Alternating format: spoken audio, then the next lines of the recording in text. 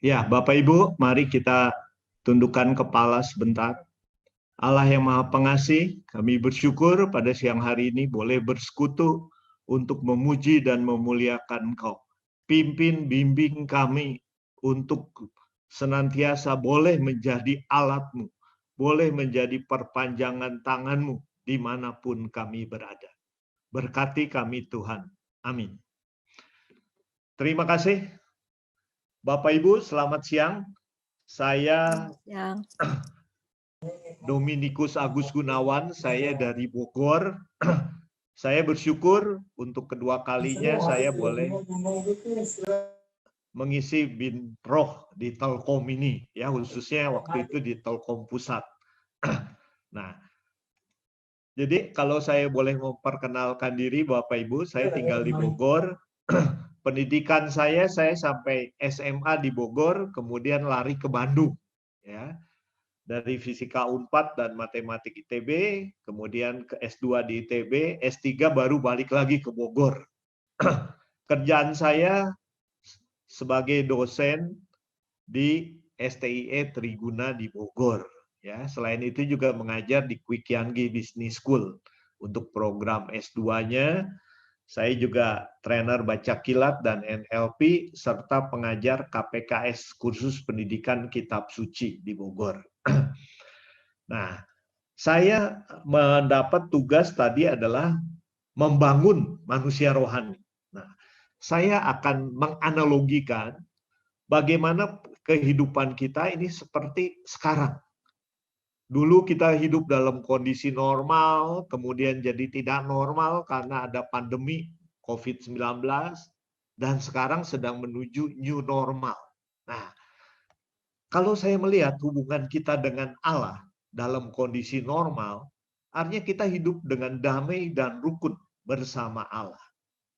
Kita diciptakan di Taman Eden, di Firdaus, di surga, nah, menurut gambar dan rupa Allah. Ini ada di Kejadian 1 ayat 27. Jadi kita ini secitra, segambar dengan Allah. Dan di ayat 31-nya dikatakan, waktu menciptakan manusia, Tuhan mengatakan, sungguh amat baik. Padahal waktu menciptakan yang lainnya, Tuhan hanya mengatakan, sungguh baik adanya. Nah, jadi memang manusia adalah ciptaan Tuhan yang terbaik. Kita diberi dua anugerah yang luar biasa, kita punya akal, kita punya hati atau budi. Dengan akal kita bisa mencari solusi, membuat sesuatu yang baru. Dengan hati atau budi kita bisa merasakan kasih, bisa merasakan mana yang baik atau tidak. Dan yang ketiga, kita juga dicurahi nafas kehidupan, roh Allah sendiri, yang membuat kita bukan hanya tubuh, tapi kita diisi oleh roh Allah. Ini ada di Kejadian bab 2 ayat 7. Nah, ini saya katakan kita kondisi normal. Mengapa? Karena kita hidup dengan rukun dan damai bersama Allah di Taman Eden. Kita hidup dengan binatang-binatang, manusia diberi kuasa untuk menamakan binatang ini binatang apa. Nah, ya, oleh Tuhan Allah. Nah, jadi sebelum jatuh dalam dosa, manusia itu memiliki hubungan damai, sejahtera, aman, hidup dalam persekutuan dengan Allah. Tapi hal ini mulai menjadi tidak nyaman pada saat si iblis mulai menggoda di Kejadian bab 3. Dia menggoda Hawa. Nah, ya, dengan permainan kata-kata sebenarnya. Kalau nanti Bapak Ibu lihat di Kejadian bab 3, setan itu berkata kepada Hawa, "Hei Hawa, kamu tidak boleh makan kan buah yang ada di Taman Eden." Nah, padahal Tuhan bersabda kepada Hawa, "Semua boleh kamu makan, kecuali buah dari pohon yang di tengah." Nah, wanita itu emosional. Jadi begitu iblisnya meledek seperti itu, kata siapa nggak boleh makan? Saya boleh kok makan semuanya, kecuali yang itu. Nah, pada saat itulah setan mulai masuk, ya, menggoda. Kalau kamu makan buah ini, kamu akan jadi seperti Allah, tahu yang benar, tahu yang salah. Nah, itu masalah kita. Jadi pada saat manusia berdosa, kita terpisah dari Allah. Jadi ada social distance, ya, ada physical distance dari Allah. Karena manusia sekarang tidak mengenal cinta kasih Allah, tidak dapat membagikannya dengan orang lain karena kita nggak punya cinta, nggak punya kasih Allah. Dan akibatnya karena manusia berdosa diusir dari Taman Eden. Nah, inilah kalau kita lihat di Roma bab 3 ayat 23 dikatakan karena semua orang telah berbuat dosa dan telah kehilangan kemuliaan Allah. Jadi manusia tidak layak untuk bersekutu dengan Allah. Ini Allah tempatnya yang maha suci di Taman Eden di surga, tapi manusia diusir ke sisi lain. Sehingga manusia akan mengalami kebinasaan kekal. Ya, akan berusaha, biasanya di Taman Eden semuanya sudah tersedia, sekarang harus berusaha bekerja keras. Dan yang wanita akan mengalami penderitaan sakit waktu melahirkan.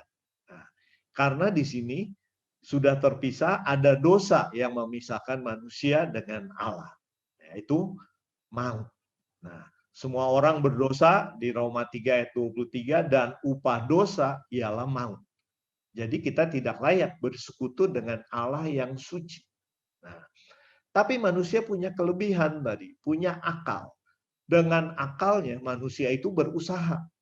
Nah, oh, kalau saya mau bersekutu dengan Allah, oh saya harus berkorban, saya harus beragama, saya harus berbuat baik dan sebagainya. Manusia berusaha untuk membuat jembatan. Tetapi jembatan itu tidak sampai ke ujung. Tidak cukup. Karena manusia berkorban, beragama, kemudian timbul kesombongan, egonya. Ya, jadi jembatan itu hancur kembali. Nah, jadi sia-sia karena usaha ini tidak bisa membebaskan. Kita membutuhkan usaha dari luar, yaitu Allah sendiri yang akhirnya menyadari bahwa saya, kata Allah, yang sebenarnya dikhianati manusia, ingin bersekutu kembali dengan manusia yang sangat dikasihi. Karena itu, di sini Allah memberikan jawaban. Tadi sudah dalam kondisi kacau, kondisi chaos, pandemi. Nah, sekarang Allah memberikan pemulihan. Yaitu dengan mengutus Yesus, putra tunggalnya, untuk datang ke dunia, memulihkan kembali hubungannya dengan kita manusia. Padahal kita yang salah, kita yang berdosa. Nah, ini adalah kita bisa lihat ayatnya di Yohanes 3 ayat 16. Karena begitu besar kasih Allah akan dunia ini, sehingga ia mengaruniakan anak yang tunggal. Supaya setiap orang yang percaya kepadanya tidak binasa, melainkan beroleh hidup yang kekal. Tadi, pada saat kita terpisah dari Allah, kita mengalami kebinasaan kekal. Nah, Allah ingin memulihkan hubungan. Supaya manusia juga memperoleh hidup yang kekal kembali. Nah, kalau saya analogikan, seperti ini. Jadi tadi Allah ada di kesini yang suci, kita ada di kebinasaan kekal di sebelah kiri. Yesus datang ke dunia untuk menderita, untuk mati di kayu salib dan bangkit untuk menyelamatkan kita. Sehingga kita yang ada di sini dengan jembatan salib dari Yesus, kita bisa berjalan untuk bersekutu kembali dengan Allah. Untuk mengalami kehidupan kekal. Kita dilahirkan kembali menjadi manusia baru. Nah, manusia baru yang lebih memahami Allah, lebih mengerti kehendaknya. Nah, inilah kita akan menjadi manusia rohani. Nah, seperti apa itu manusia rohani? Nah, kita akan melihat. Kalau kita sebenarnya manusia itu dikatakan terdiri dari roh, jiwa, dan tubuh. Ya. Kalau kita lihat misalnya di ayat 1 Tesalonika 5 ayat 23 ini, semoga Allah damai sejahtera menguduskan kamu seluruhnya. Dan semoga roh, jiwa, dan tubuhmu terpelihara sempurna dengan tak bercacat pada saat nanti kedatangan Yesus Kristus untuk kedua kalinya. Nah, kalau saya gambarkan di sini, roh itu roh kita, roh Allah yang memberikan roh kehidupan kepada kita. kita diberikan jiwa. Jiwa itu apa? Pikiran, kehendak, dan perasaan. Nah, kemudian sebagai fisiknya kita diberikan tubuh. Nah, karena manusia jatuh dalam dosa, hubungannya dengan Allah ini ada terpisah oleh dosa. Yesus datang untuk menghancurkan dosa ini. Nah, sehingga dia datang, dia bertahta di dunia, dia bertahta di dalam diri kita. Kita harus menyadari bahwa Yesus adalah juru selamat pribadiku. Dia adalah Tuhanku. Nah, jadi roh kita, jiwa kita, tubuh kita sekarang adalah milik Yesus Kristus yang sudah menebus kita. Nah, sehingga hubungan kita dengan Allah di sini menjadi pulih kembali. Di 2 Korintus ayat 5-7 ayat bab 5 ayat 17, jadi siapa yang ada di dalam Kristus, kita sudah diselamatkan oleh Kristus, kita adalah ciptaan baru. Yang lama sudah berlalu. Sesungguhnya dan yang baru sudah datang. Bukan akan datang, sudah datang. Yang berlalu kita manusia berdosa.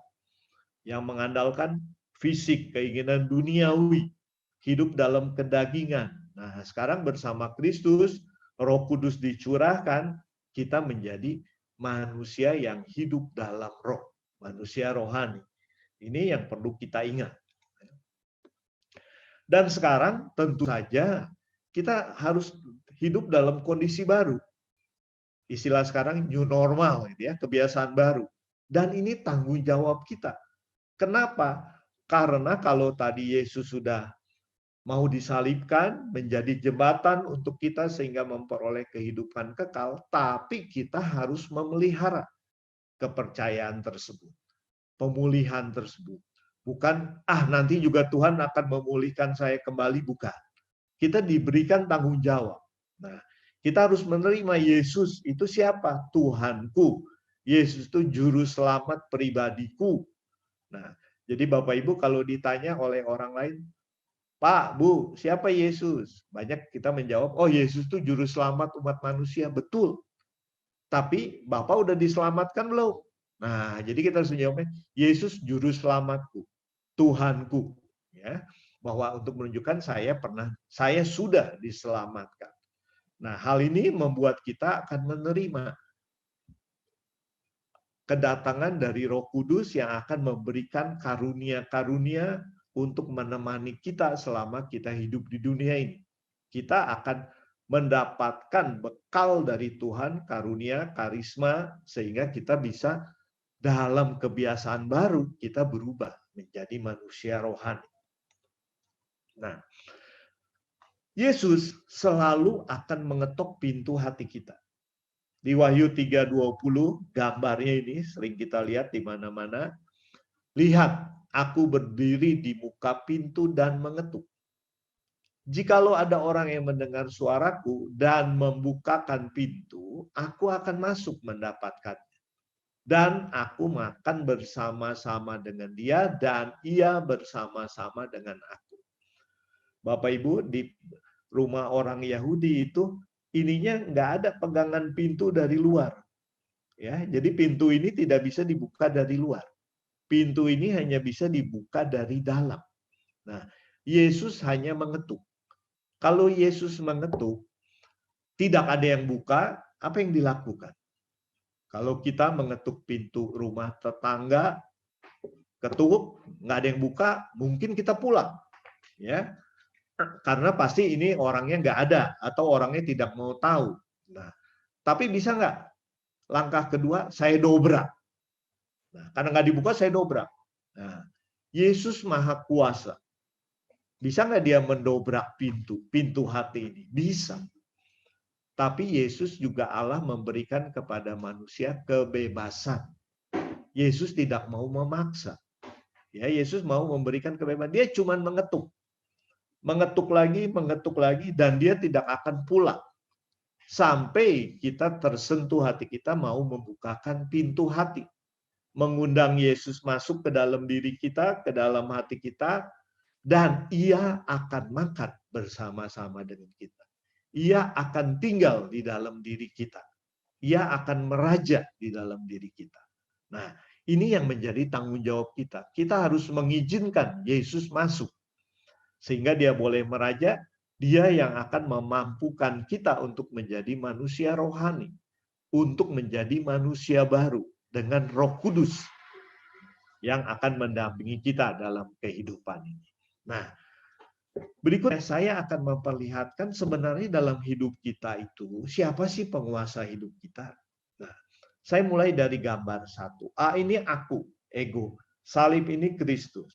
Nah, pada mulanya orang banyak yang seperti ini. Akunya yang mengendalikan diri. Yesus di mana? Di luar. Nah, ini adalah untuk orang-orang yang tidak mengenal Kristus atau belum mengenal.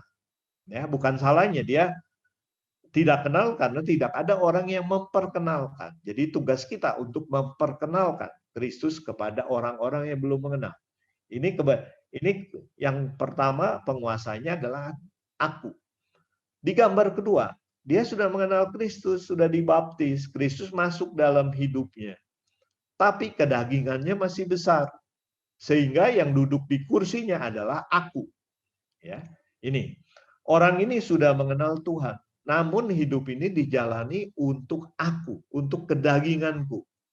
Nah, ia tidak merasa menjadi milik Tuhan. Inilah yang disebut KTP, Kristen KTP, Kristen tanpa penghayatan. Ya, nah jadi kamu agama apa? Kristen, Katolik. Nah ini lihat di KTP. Nah KTP-nya tanpa penghayatan. Ya, yang penting agama ini, tapi di kantor, di kerjaan lain lagi. Akunya. Ya, di gambar ketiga, nah ini lebih baik. Kristus yang menjadi penguasa hidup kita. Nah, ini ia menyadari bahwa Tuhan yang harusnya meraja dalam diri kita. Dia harus semakin besar, aku semakin kecil. Nah, menguasai, menaungi, melindunginya. Karena hidup taat menurut kehendak Allah. Ada kedamaian dalam kasih karunia. Ya, kedamaian kasih karunia dalam hidup orang ini. Inilah manusia rohani, manusia baru. Ya, yang hidupnya bukan untuk aku lagi, tapi untuk Tuhan. Ya, tadi Pak JP mengajak kita juga untuk melayani, untuk berbakti. Ya, nah inilah minimal kalau kita udah ada di gambar 3, nah saya sudah menjadi manusia rohani. Kalau bisa di gambar 4 ini, ya, sayanya sudah nggak mementingkan diri saya lagi. Pokoknya saya persembahkan hidup saya demi Tuhan seluruhnya. Ya. Hidup dan karyanya hanya menjalankan rencana Allah untuk mewujudkan dan penyelamatan Allah bagi manusia. Contoh yang jelas mungkin Ibu Teresa yang sekarang sudah menjadi Santa Teresa dari Kalkuta. Dia orang Katolik, tapi melayani di India. Dia bukan orang India, ya. Dia orang dari negara di Eropa, saya lupa, ya. Tapi dia melayani bukan di negaranya, bukan untuk agamanya. Rakyat di India kita tahu beragama Hindu. Bukan orang kaya yang dia layani, orang-orang yang paling menderita, yang paling miskin. Apa yang dia cari? Nah, dia tidak mencari apa-apa. Saya ini cuman perpanjangan tangan Tuhan, kata Ibu Teresa. Ya, saya sudah diberikan segalanya, karena itu saya mau jadi alat dia untuk membagikan. Nah, sanggupkah kita menjadi manusia rohani yang seutuhnya? Nah, tidak ada yang mustahil, Bapak Ibu. Kalau kita mau berserah pada Tuhan, di gambar 3 sudah baik, ya. Tapi kalau bisa di gambar 4, kita akan lebih baik lagi. Tapi tentu saja setiap orang punya kewajiban berbeda. Bapak Ibu sudah berkeluarga, Tuhan saya mau melayani 100%. Nah, itu tentu saja berbahaya. Kenapa? Keluarga kamu mau dikasih makan apa? Nah, ya jangan-jangan nanti cari uang melalui kegiatan rohani. Nah, itu kan jadi menjual Tuhan, menjual doa-doa kita gitu ya. Nah, ini. Setelah itu, tanggung jawab kita apa? Kita harus melihara. Tuhan sudah meraja di dalam diri kita menjadi manusia rohani, dan terus kita mengembangkan diri menjadi manusia rohani yang lebih baik. Dengan Ini kalau saya lihat ini ada roda kehidupan, ya, roda kehidupan orang Kristen sehari-hari. Porosnya itu adalah Yesus. Yohanes 15 ayat 5, akulah pokok anggur. Ya, jadi pokoknya itu yang menghidupi ranting-ranting cabangnya. Kalau kita terlepas dari Yesus, maka kita akan mati. Nah, untuk itu ada 4 kegiatan yang perlu kita lakukan. Pertama, hubungan vertikal. Kita memelihara hubungan dengan Allah dengan berdoa, kita curhat kepadanya, dan kita membaca kitab suci. Karena dengan kitab suci kita mengetahui apa perintah Allah, apa kehendak Allah. Ini surat cintanya. Nah, kita perlu memiliki hubungan vertikal. Ingat di hukum kasih, kasihilah Tuhan Allahmu dengan segenap hatimu, jiwamu, pikiran. Tapi di sisi lain kita juga masih punya tetangga, masih punya keluarga. Nah, kita perlu hidup berkomunitas, hidup bersama-sama untuk memuji Tuhan, untuk memuliakan Tuhan di gereja, di persekutuan, ya, di kantor. Nah, kita perlu berkomunitas. Dan setelah berkomunitas, jangan diam saja. Tapi Pak Yapi tadi mengatakan, ya, Anda harus melayani. Kita mulai terjun melayani. Melayani memang tidak mudah, tapi akan memberikan sukacita. Kalau kita menolong orang, orang itu sembuh, orang itu bergembira, ya kita juga bergembira. Nah, inilah pelayanan yang kita lakukan, ya. Nah, jadi berdoa, membaca kitab suci, hubungan vertikal, pelayanan dan komunitas, hubungan horizontal. Kasihilah sesamamu seperti engkau mengasihi dirimu sendiri. Nah, tapi ingat porosnya adalah Kristus. Nah, ini Bapak Ibu, untuk menjadi manusia rohani, tadi kalau boleh saya simpulkan, kita melihat sejarahnya, kita sebenarnya hidup baik, tapi kena pandemi, ya, kena bisikan si iblis, kita jatuh dalam dosa, tapi Allah memulihkan, ya. Dan tanggung jawab kita selanjutnya adalah bagaimana kita menjadi manusia baru yang rohani dan hidup dalam kondisi new normal. Nah, inilah kita harus berdoa, baca kitab suci, berkomunitas, melayani. Nah, itu Bapak Ibu, sebelumnya mungkin kalau di CV saya dikatakan saya founder MBA, ya. MBA itu apa? MBA itu mari baca Alkitab. Ya, ada juga tadi MBA University, itu adalah satu komunitas yang di online yang kita melakukan pengajaran, ya, baik kitab suci, pengembangan diri dan sebagainya. Ini kemarin saya baru isi membaca Alkitab secara efektif. Minggu depan itu adalah Pak Paskalis. Beliau akan mengisi, beliau kerja di LAI bagian penerjemahan Alkitab. Nah, jadi akan menceritakan bagaimana sih seluk-beluk penerjemahkan Alkitab. Karena dalam bekerja, beliau mengatakan dalam bentuk hampir 10-12 tahun baru Alkitab terjemahan baru akan diterbitkan tahun 2021. Nah, ini terima kasih Bapak Ibu. Semoga kita berkenan dan bisa menjadi manusia rohani karena Tuhan pasti akan senang bila kita menjadi manusia rohani yang baik. Mari kita tundukkan kepala.